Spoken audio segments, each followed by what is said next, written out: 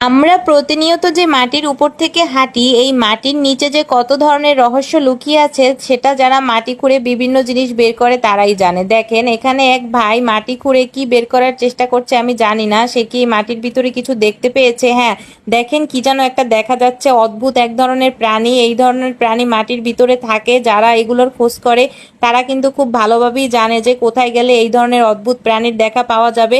এই প্রাণীগুলোর নামও কিন্তু আমরা আসলে সবাই জানি না। আপনারা যদি জেনে থাকেন অবশ্যই কিন্তু আমাকে কমেন্ট বক্সে জানিয়ে যাবেন যে মাটির নিচে থাকা এই প্রাণীগুলোর নাম কি। দেখেন কিরকম করে তাকিয়ে আছে, এবং এগুলো কিন্তু সহজে মাটির ভিতর থেকে বের হতে চায় না, খুব ঝামেলা করে এবং টেনে টুনে বের করতে হয়।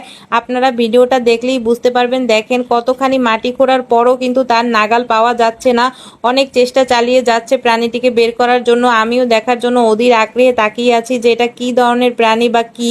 আমারও অনেক কৌতূহল হচ্ছে, আশা করি আপনাদেরও কৌতূহল হচ্ছে। দেখেন অবশেষে কিন্তু প্রাণীটিকে হাতে বের করে নিয়ে আসলো, দেখতে কিন্তু খুবই কিউট আছে। ভিডিওটি শেয়ার করে